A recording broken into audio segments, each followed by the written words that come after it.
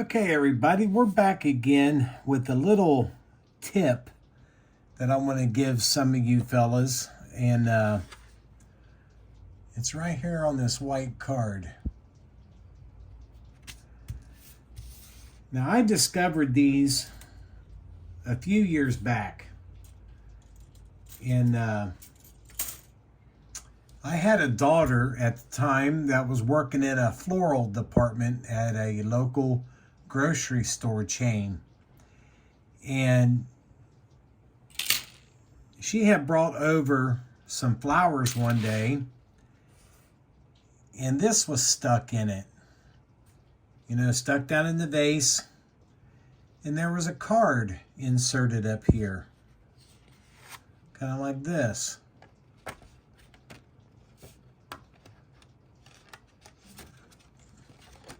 Can't get it in there.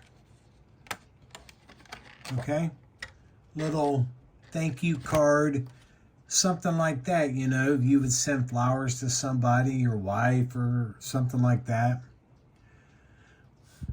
I took this out, and my modeler's scaled eye started looking at it and thought, you know what, I can use that for something. And I wound up using it for a lot of things. This area right here, I was cutting them up when I was making my 187 scale twin sonic light bars. I was using this piece, putting a piece of styrene on the bottom of it, chrome taping the center of it, and just coloring the sides of them, red, blue, yellow, whatever. And I was working on my railroad, and I made a sign for a little, shall we say, gentleman's club. And I cut it off right here, and I stuck this in the ground.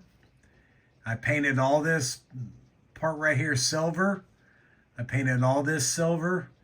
Then I painted these little tips up here red to look like they were flames flickering out of a light. Then I made a cardboard sign and glued it on here and put the Devil's Playground on it. So that was kind of cool because it sort of looks like a pitchfork too, right? But what really got my attention was the absolute end of it. It's an arrow. And how many of you guys have seen turn indicators on stuff that are arrows? That's what I'm doing here. I cut some ends off. I have canopy glue on those right now. When those dry later today, I'll cut them out. I will chrome the edge of them, and then I will paint the front of it clear orange. And I'm thinking about putting some on the bottom of this box back here, and possibly a couple of them, up here on the box, because I have seen that in the past. So if you're ever out and about at a I don't know, you could probably find these at Hobby Lobby, I would assume, in the floral section maybe. Or if you're at one of the big box grocery stores, look around, see if you can find them. Because I know a lot of you guys are into the HO scale trains, and that little sign I made was just perfect for that. I chromed up the edges and painted I think I painted the tips of it red, and then the spears going down. I think I might have either left them clear or I painted them. I can't remember. I'd have to go down and look at it. But several really good uses out of this one piece of plastic. And it all fits 125 scale too. You think of it, if you found two of them for a tow truck.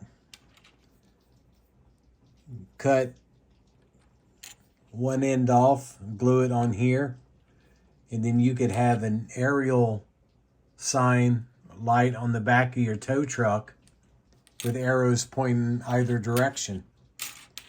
So just another little tip to show you guys that no matter where you're at, no matter where you're at, always have that eye peeled for what can I use on a model, or what can I make this into. You'll be surprised what you wind up coming up with. So with that being said, guys, I just wanted to pass that little tip along, and we'll see you in the next video.